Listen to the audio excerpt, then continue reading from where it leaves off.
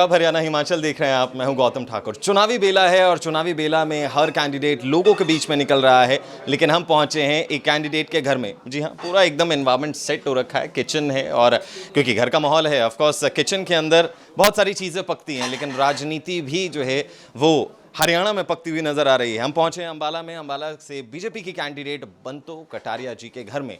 और अब क्या करें कि सुबह सुबह का वक्त है, तो सिर्फ वहां पर पहुंचे ही नहीं है, हम उनके किचन के अंदर एंटर हो गए, क्योंकि हमें बाहर जब हम थे तो खबर मिली कि बंतो कटारिया जी अपने कैंपेनिंग पर निकलने से पहले किचन में जो है वो थोड़ा काम वाम कर रही हैं, खाना वाना बना रही हैं। तो हमारे साथ बंतो कटारिया जी जुड़ गई हैं। नमस्कार मैम। नमस्कार। सॉरी मैम, हम सीधा आपके किचन में ही आ गए हैं और हमने कहा चलो सुबह सुबह का वक्त है, थोड़ा खाना पीना भी हो जाएगा और बंतो मैम क्या बना रही हैं वो भी जान लेंगे। आपका धन्यवाद करती हूँ कि आप ये भी देख रहे हैं कि वोट मांगने के सिवाय राजनेता कुछ और भी कर सकते हैं, और वो भी एक महिला।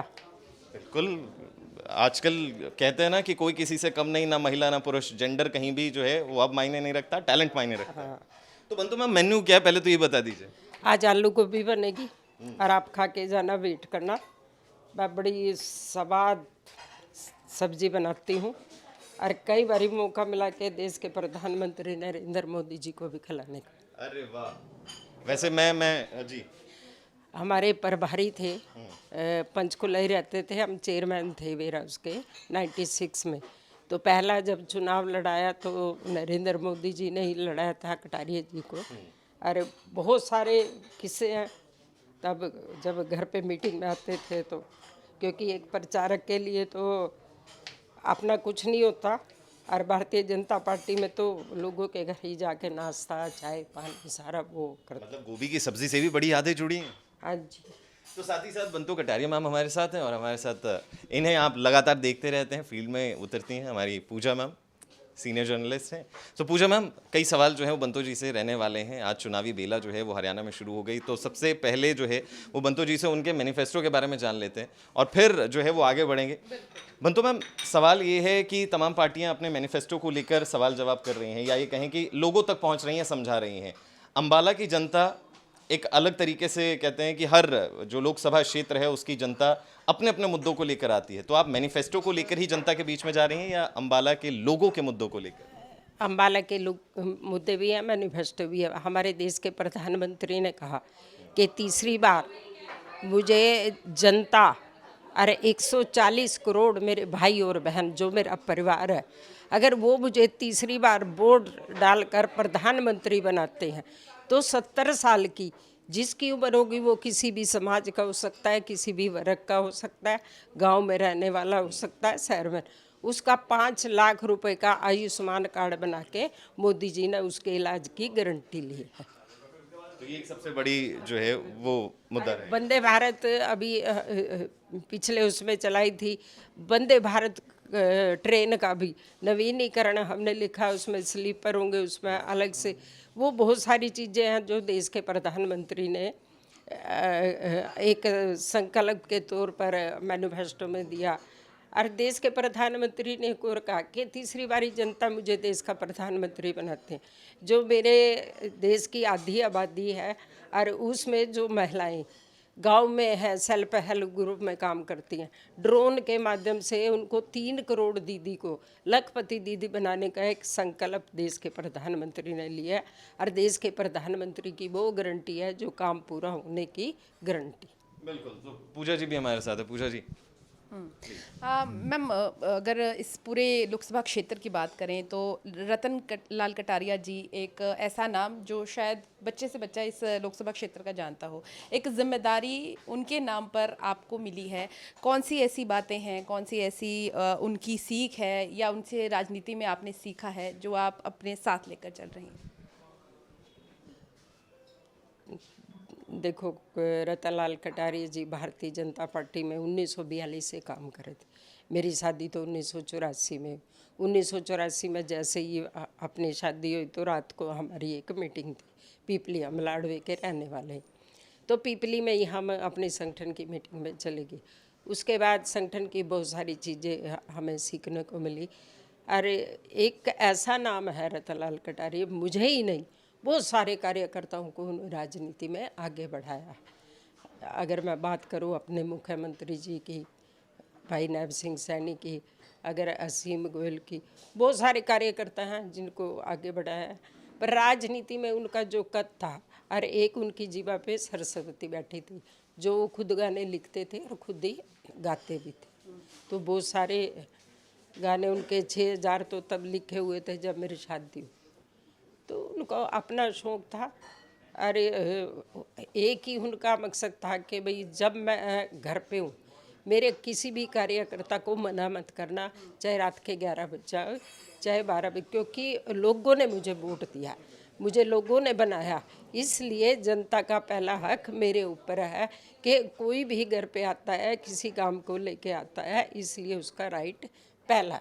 ये सबसे बड़ी जो चीज़ है सीखने की, उनसे सीखी। और दूसरी चीज़ कि रतन लाल कटारिया जी ने कभी भी अपने कार्यकर्ता को वेट नहीं कराया। तो ये दो चीज़ें मतलब जो उनके जीवन की जीवन शैली में ही थी, उसमें कोई बनावटी उनके पास से कोई था नहीं, जो अंदर से थे वही बाहर थे। आप गीत की बात कर रहे हो मैम, सबसे पसंदीदा गीत कौन सा था उनका, या आपका कौन सा रहा है उनका? ऐसा बहुत सारे गीत है, मुझे तो खैर इतना शौक़ नहीं है, पर उन्होंने मोदी जी पे भी बनाया था।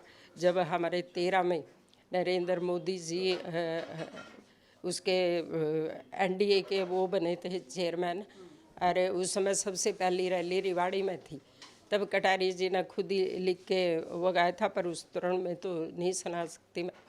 तो उन्होंने कहा था कि भाई जो नरेंद्र मोदी है, ना ये नेहरू का ना ये किसी धनवान का, एक गरीब माँ का जाया है, और भ्रष्टाचारियों के नाश करने के लिए नरेंद्र मोदी जी आ रहे हैं, नरेंद्र मोदी जी आ रहे हैं। तो ये पूरा उनका खुद का लिखा हुआ था। हाँ, खुद ही लिखते कि ठीक बना या नहीं? वो पब्लिक में भी सुनाते थे, बहुत सारे फिल्मी वो सुनाते थे।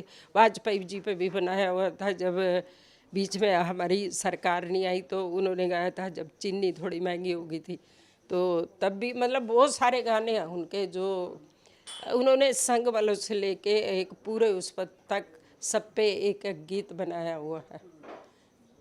तो एक गाना ये भी था, भारत माँ मेरी बीजेपी चमका दे रहे, तो भगत सिंह का वो ला दे, मतलब इतने इस टाइम दिमाग में और से आते हैं, पर बहुत सारे गाने उनके कह सकते हैं कि बीजेपी उनके कण कण में थी। हाँ, अरे जब हम हमारी सरकार नहीं होती थी तो हम अपने कार्यकर्ताओं के बीच में गाते थे कि हो जाओ तैयार साथियों, हो जाओ तैयार। तो ये सारे ऐसे गाने हैं जो संघ के भी अपने बीजेपी के, तो कटारिया जी रूटीन में ही गाते थे, तो उनका शौक था। मैम सुबह सुबह का वक्त है, आपने खाने की तैयारी कर ली, अब कैंपेनिंग के लिए निकलेंगे, तो आगे जो हम सवाल रहेंगे, अच्छा गौतम एक सवाल आप पूछना चाहते हैं, क्योंकि इसके बाद हम कैंपेनिंग पे निकलेंगे, मैम भी लेट हो रहे हैं, दिन कम है, तो ऐसे में आप सवाल कर लीजिए। हाँ बिल्कुल, कैंपेनिंग बहुत ज़्यादा ज़रूरी है मैम, लेकिन एक सवाल अक्सर लोगों के मन में आता है, जो आम जनता है, क्योंकि दो चीज़ें बीजेपी सबसे पहली चीज़ जो प्रेडिक्ट करती है वो ये है कि पीएम मोदी को सामने रखती हैं, पीएम मोदी के चेहरे को, कि प्रधानमंत्री का चुनाव है और पीएम मोदी का चेहरा आगे आए तो उसमें कोई हर्ज भी नहीं है। लेकिन बंतो कटारिया मैम क्या अम्बाला में अपने आप को आगे रखेंगी, रतन लाल कटारिया जी, स्वर्गीय रतन लाल कटारिया जी को आगे रखेंगी, या प्रधानमंत्री नरेंद्र मोदी जी के चेहरे पर वोट मांगेंगी? देखिए, आज नरेंद्र मोदी जी एक भारत के ही नहीं विश्व के नेता हैं। जब हमारे विश्व के नेता है तो हमें क्या दिक्कत है, हमें सबको रखना चाहिए। और आज 2 साल का बच्चा भी जब उसको कहते हैं ना जय श्री राम, जय श्री राम, क्योंकि 500 साल से कांग्रेस ने हमारे रामलला को टेंट में बिठा रखा था, तो 22 जनवरी को मोदी जी लेकर आए ना, तो आज जनता 2 साल का बच्चा भी उनको याद करता है। तो नरेंद्र मोदी जी जब विश्व के नेता हैं तो हमारे भी नेता हैं, जो हम सब उनके 10 साल के जो काम है जनता में उन्होंने किए, वो लेकर हम विकास के काम जाते हैं और जनता में बताते हैं। यहाँ से सांसद 2-3 बार ही रतन लाल कटारिया जी रहे 1999 में। अगर मैं 1999 की बात करूँ, उससे पहले भारत में ग्रामीण विकास मंत्रालय नहीं था। अरे उसके बाद ग्रामीण विकास मंत्रालय स्वर्गीय अटल बिहारी वाजपेयी जी ने बनाने थे। और कांग्रेस पार्टी से मेरा एक ही सवाल है कि 60 साल में आप 60 काम बता दो, जो आपने जनता के हित में किया है, स्वाय गांधी परिवार के, एयरपोर्ट का नाम इंदिरा गांधी, पंचायत घर का नाम राजीव गांधी, गांधी परिवार से हट के देश के लिए उन्होंने कुछ किया ही नहीं।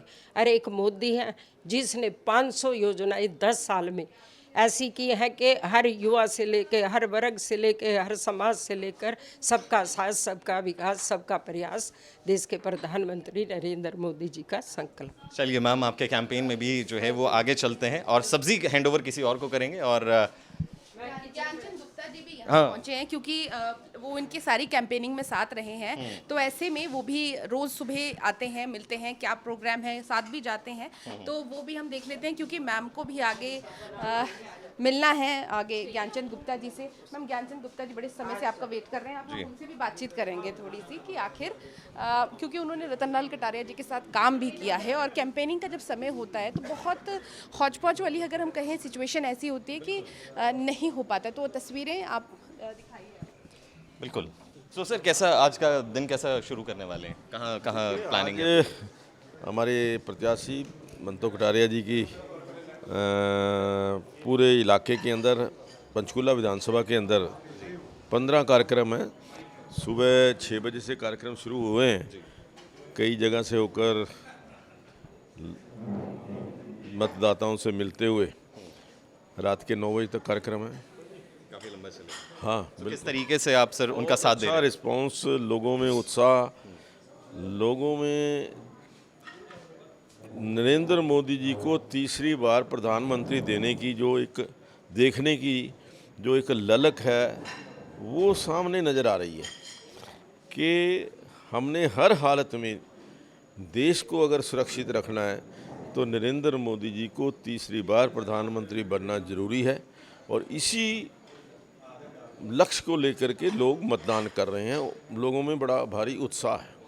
शुक्रिया सर, कैंपेनिंग में आपके साथ हम बने रहेंगे और जो है वो किस तरीके से कार्यक्रम रहेंगे वो भी हम देखते रहेंगे। हमारे साथ थे विधानसभा हरियाणा के स्पीकर ज्ञानचंद गुप्ता जी और तमाम लोगों का आने का सिलसिला जो है वो इनके घर में, यानी कि बंतो कटारिया जी के घर में लगातार जारी है। अम्बाला के जो है वो बीजेपी ने लोकसभा सीट से उन्हें उतारा है। कैंपेनिंग में साथ चलेंगे, देखेंगे आखिर क्या कुछ जो है वो रहता है कैंपेनिंग में। तो अब किचन से खाना बनाकर और कार्यकर्ताओं से मिलकर वहां पर स्पीकर ज्ञानचंद गुप्ता भी पहुंचे थे। अब प्रचार का जो है समय शुरू हो गया है।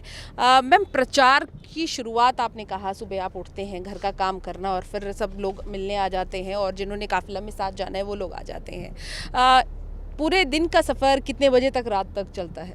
रात तक पूरे गांव में 10-15 प्रोग्राम होते हैं, तो गांव के फिर कुछ शहरों के होते हैं, तो रात को 10 साढ़े 10 बज जाते हैं क्योंकि 10 बजे तक का तो इलेक्शन कमीशन का है कि माइक नहीं आप लगा सकते। तो फिर कई घरों में चाय पीनी, रात को भी किसके घर जाना हो तो वो 12 बजे तक अपना रहता है। मैम, अगर हम बात करें, क्योंकि रतनलाल कटारिया जी की हम पहले भी जिक्र कर रहे हैं, तो बहुत काम किया उन्होंने, तो जनता के बीच में जब आप जाते हैं तो कौन से ऐसे काम हैं या कौन सी ऐसी बातें हैं जो जनता खुद कहती है जब आप उनसे मिलते हो? देखो, अम्बाले की जनता जो 10 साल में विकास हुए हैं नरेंद्र मोदी जी के समय में, उनको वोट करना चाहती है। और रतनलाल कटारिया जी ने, जिन्होंने 3 बार यहाँ से सांसद बने और अम्बाले में पहली बारी रतनलाल कटारिया जी ने बताया था 1999 में कि कोई सांसद भी होता है। ऐसा कोई गांव नहीं है जो उन्होंने टच ना किया हो। और उस समय तो हमारे 2 करोड़ मिलते थे, उसमें से भी पूरे 1600 गांव हैं, सब के सब गांव में उनकी सांसद नीति लगी थी। और अब रतनलाल कटारिया जी को अम्बाले की जनता वोट के माध्यम से अपनी श्रद्धांजलि भी देना चाहती है। तो इसलिए अम्बाला की जनता नरेंद्र मोदी जी को और भारतीय जनता पार्टी को, रतनलाल कटारिया जी को समर्थन कर रही है। इस वक्त अम्बाला भी हॉट सीट बना हुआ है, क्योंकि सीधे तौर पर अगर हम बात करें तो आपको एक तरह से मजबूती मिल रही है। मजबूती कैसे? अम्बाला कैंट में हम देख रहे हैं विद साहब पूरा जोर लगा रहे हैं, दूसरी तरफ अगर अम्बाला शहर की बात करें तो असीम गोयल जी अपना जोर लगा रहे हैं, यानी कि मुख्य मकसद है आपको जिताना। लेकिन जो एक चुनौती है वो है किसान। जब कोविड जैसी बीमारी अपने देश में आई थी और जब किसान भी बैठे थे, तो देश के प्रधानमंत्री नरेंद्र मोदी जी ने कहा था कि मेरे किसान ही एक ऐसा अन्नदाता है जो मैं 80 करोड़ लोगों को फ्री में राशन दे पाया। उसमें सबसे बड़ा योगदान है, किसी का है तो किसानों का है। और अपना ही नहीं, भारत के बाहर भी अनाज बेचकर, तो किसानों के बारे में अरे मुझे लगता है कि अम्बाले में ऐसा कुछ नहीं, अम्बाले में नहीं है किसानों का कोई। विरोध का नहीं है इतना। हाँ। अच्छा मैम, इल्ज़ाम बहुत लगते हैं, जैसे मैं किसानों की बात कर रही हूँ तो आपने देखा कि अभी भी शंभू बॉर्डर पे बैठे हैं और बहुत सारे लोग परेशान भी हो रहे हैं क्योंकि ट्रेन्स भी बंद पड़ी हैं, और इस चीज़ के लिए हरियाणा सरकार को जिम्मेदार ठहरा रहे हैं जो विपक्ष है, या पंजाब की अगर हम बात करें उनकी ओर से भी हरियाणा को जिम्मेदार ठहराया जा रहा है। किसान हमारा बहुत भोला है, किसान अन्नदाता है, तो जो बैठे हैं जो विरोध कर रहे वो किसानी, वो कांग्रेस पार्टी, उनको जब उनके सारे रास्ते बंद हो गए तो इनका किसानों का सहारा लेकर के विरोध करो भाजपा के कैंडिडेट का, वो सहारा ले रही है। और वो सहारा ले रही है कि बीजेपी आएगी तो संविधान ख़त्म कर देगी। 10 साल से बीजेपी है, अरे वो प्रधानमंत्री जिसने सामान्य वर्ग को भी 10% आरक्षण देने का काम किया, तो वो हमारा आरक्षण कैसे ख़त्म कर सकता है? तो ये कांग्रेस पार्टी का जो झूठ का प्रचार है। तो कटारिया जी कई बार ये हंसते हुए कहते थे कि राहुल गांधी तो एक ट्रक भर के लेके निकलता है दिल्ली से, जम्मू तक पहुँचते पहुँचते झूठ बांटता चला जाता है। और कांग्रेस के पास ना कोई नीति है ना उनका नेता है, सब उधार के ले रखे हैं, तो इसलिए लोगों ने उनको निकाल दिया है। तो उनके अपने अंदर ही है हड़बड़ाहट है। मैम, उधार वाली बात कांग्रेस ज़रूर ये कह रही है कि 400 पार का नारा भले बीजेपी दे रही है, लेकिन कैंडिडेट सारे उधार के हैं, जिसमें नवीन जिंदल जी को टारगेट किया जा रहा है, अशोक तंवर जी को टारगेट किया जा रहा है, और बहुत सारे ऐसे तमाम लीडर हैं जो अलग पार्टियों से आके आज भाजपा में शामिल हुए हैं। भारतीय जनता पार्टी में जो ये सारे विषय हैं वो केंद्रीय नेतृत्व तय करता है, क्योंकि चुनाव लड़ना ना एक विनेबिलिटी विजेबिलिटी ये सारी चीज़ें देखी जाती हैं। तो हमारा केंद्रीय नेतृत्व तय करेगा, इसमें अपना तो कोई योगदान नहीं। अच्छा मैम, एक अगर हम पंचकुला की बात करें, क्योंकि अम्बाला कॉन्स्टिट्यूंसी में आता है, घग्गर की एक बड़ी समस्या है। आपने देखा होगा पिछली बार बाढ़ आई थी तो क्या स्थिति हो गई थी, हालांकि ये पंजाब में भी जाती है यहाँ से गुजरते हुए। इसको लेकर मैम कोई रोड मैप या लोगों की जो, क्योंकि मांग भी रही है, ये क्या प्लान आगे किया है, अगर जीत जाते हैं तो इसको किस तरह से ठीक करेंगे? घग्गर में जो पिछली बारी पानी आया तो वो तो एक मतलब पहली बारी हमने भी पहली बारी देखा था, वो भगवान की बड़ी वो थी। आपने हिमाचल में देखा पूरे के पूरे होकर, पर अभी सरकार उसको संज्ञान ले रही है। पिछली बारी भी मनोहर लाल जी ने कहा था किन किन साइडों में, क्योंकि अभी जब पानी आया तो एक वो ऊपर मत्था टेकने जा रही थी तो वो उसकी कार ही बह गई थी, बड़ी मुश्किल से उसको पकड़ के निकाला था। तो सरकार की भी कोशिश है कि दोनों साइड से भाई उसको वो डंगे लगाए जाए और उसको मजबूत किया जाए, ताकि भाई जब भी कोई ऐसी वो हो तो लोगों को ना परेशानी होनी चाहिए पानी से। मैम, ट्राई सिटी की बात करें, पंचकुला, चंडीगढ़, मोहाली सारा एक ही में गिना जाता है। चंडीगढ़ और मोहाली के विकास के साथ आप पंचकुला का विकास कहाँ देखती हैं? अभी पंचकुला का हमने 10 साल में शुरू किया। आप मौली जागरण जाकर देखिए, वहाँ इंडस्ट्री आनी शुरू हो गई है। रत्ते वाली में अभी HSIDC के हमने प्लाट कटे हैं और वो लिए, तो हमने विकास कार्य शुरू कर दिए।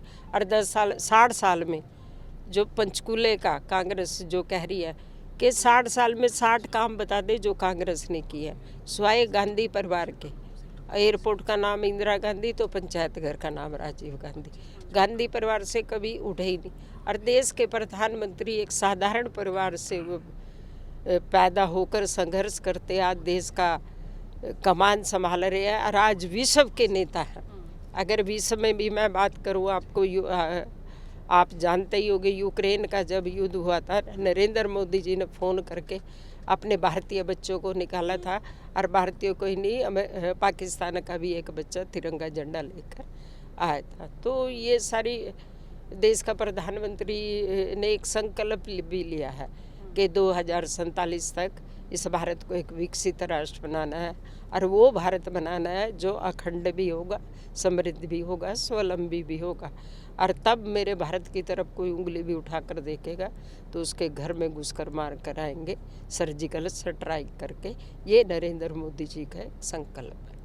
हम विकास की बात कर लेते हैं। लोकसभा क्षेत्र में विकास कैसा रहा है आपके, जिसमें हम रोड की बात करेंगे, क्योंकि रोड्स के ऊपर भी हमने फ्लाईओवर्स बहुत सारे देखे हैं, लेकिन बहुत सारी स्टेट्स के एलिगेशन रहते हैं कि सेंट्रल गवर्नमेंट सिर्फ बीजेपी स्टेट्स के लिए ही जो है विकास कार्य करती है, बाकी और किसी स्टेट की नहीं करती। नहीं, नरेंद्र मोदी जी ने सबसे पहले ही जब हमारी साथ सरकार बनी, सबका साथ, सबका विकास, सबका प्रयास, ये काम शुरू किया। ये कांग्रेस वाले ही वही, जब उनके पास कोई नेता नहीं, नीति नहीं, कोई वो नहीं, तो वो यही करेंगे।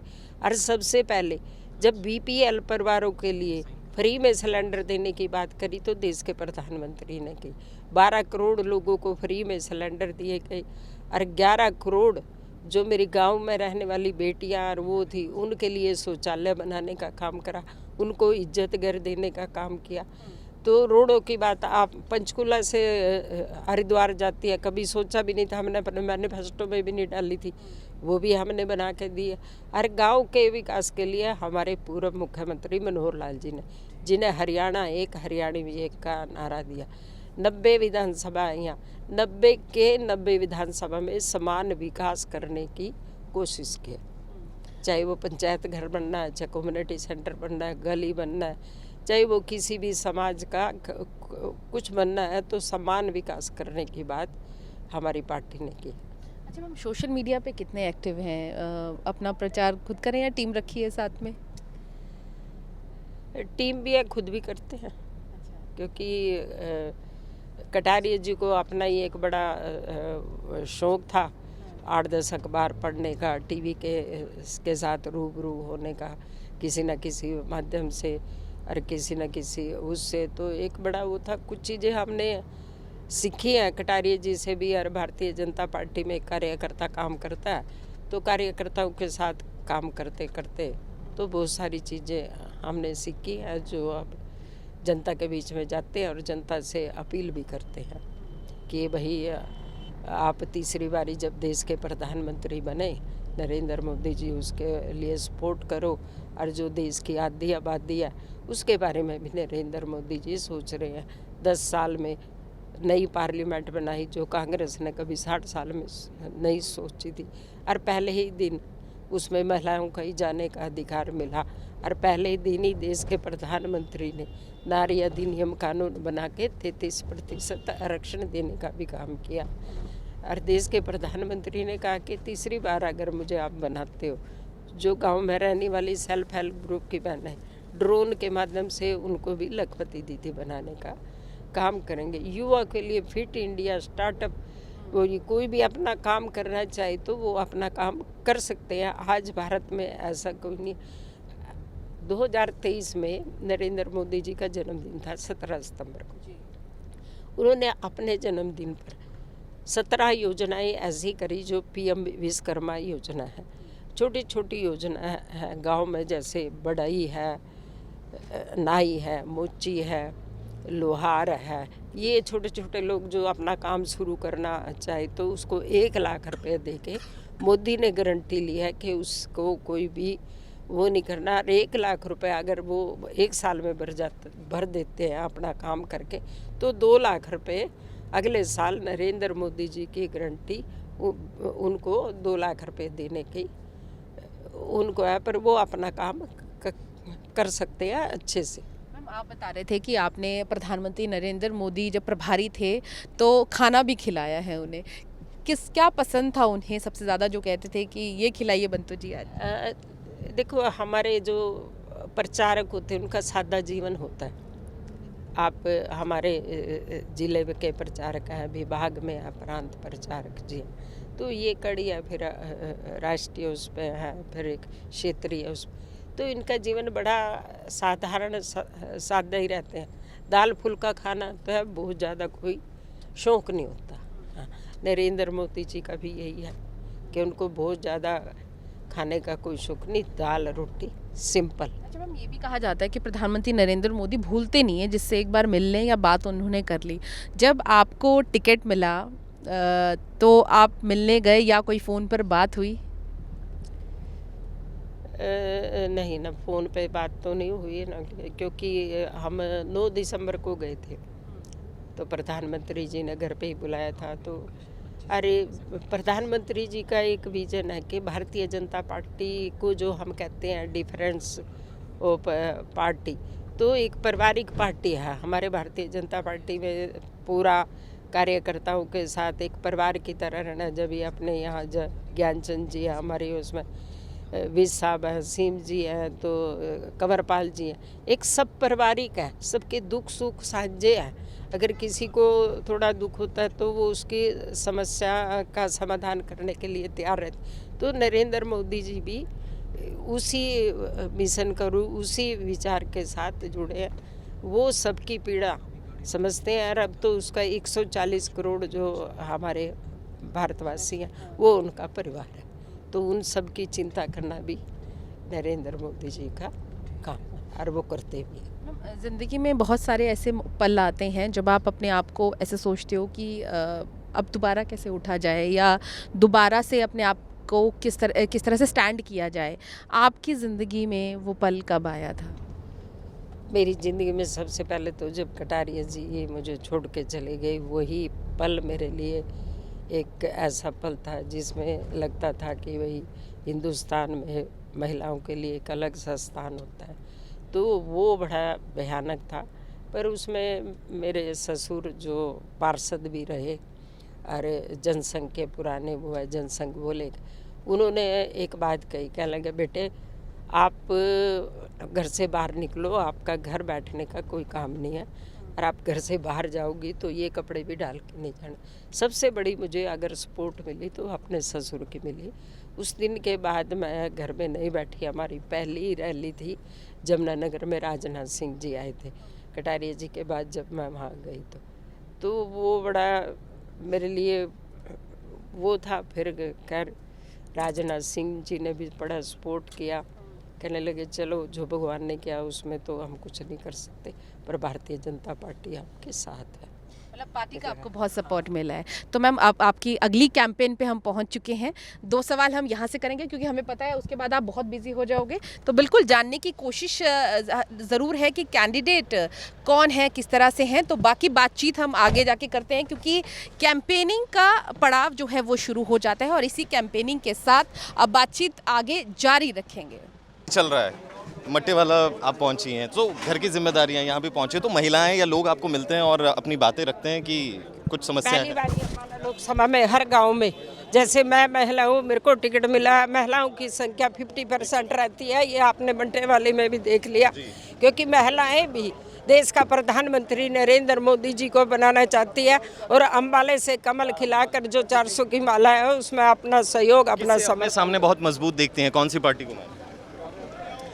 नरेंद्र मोदी जी के सामने तो कोई पार्टी है ही नहीं, क्योंकि कांग्रेस एक पार्टी है जिसका अपना ना नेता है, ना नीति है, ना दिशा। झूठ के सारे चल कर वो अपना वो करती है। कहा जाता है कि कहीं का पत्थर कहीं का रोड़ा, भानुमती ने कुनबा जोड़ा। जब उनका कुनबा ही बिखर लिया तो विकास की बात क्या? शुक्रिया मैम, शुक्रिया। तो हमारे साथ बंतो कटारिया जी थी जो कि अम्बाला से कैंडिडेट हैं और मजबूती से जो है वो कैंपेनिंग करती हुई नज़र आ रही हैं। तो आज हम उनके साथ थे। आपने देखा कि घर में किस तरीके से तमाम घर के कामकाज निपटाने के बाद कैंपेन के लिए निकली हैं। ज्ञानचंद गुप्ता जी जो कि विधानसभा के स्पीकर हैं वो उनके साथ रहे, और जगह जगह जाके जो है वो कैंपेन हो रहे हैं, लोगों से मुलाकात हो रही है और लोगों तक अपनी बातें पहुँचाई जा रही हैं। चुनावी बेला है, ये सब चलता रहेगा, लेकिन आपके ऊपर बहुत बड़ी जिम्मेदारी है। आपको सोचना है, समझना है कि आपकी कौन सी पार्टी में दिलचस्पी है, कौन सी पार्टी आपको लगता है आपके लिए काम करेगी। वो कोई भी पार्टी हो सकती है, वो कोई भी कैंडिडेट हो सकता है, वो कोई भी जो है वो शख्स हो सकता है। तो अपना सोच समझ के वोट दीजिए, और 4 तारीख को नतीजे सबके सामने आएंगे और देखना होगा कि होता है क्या। सो फिलहाल के लिए मुझे यानी गौतम ठाकुर को दीजिए इजाज़त, और देखते रहिए डेली पोस्ट पंजाब हरियाणा हिमाचल।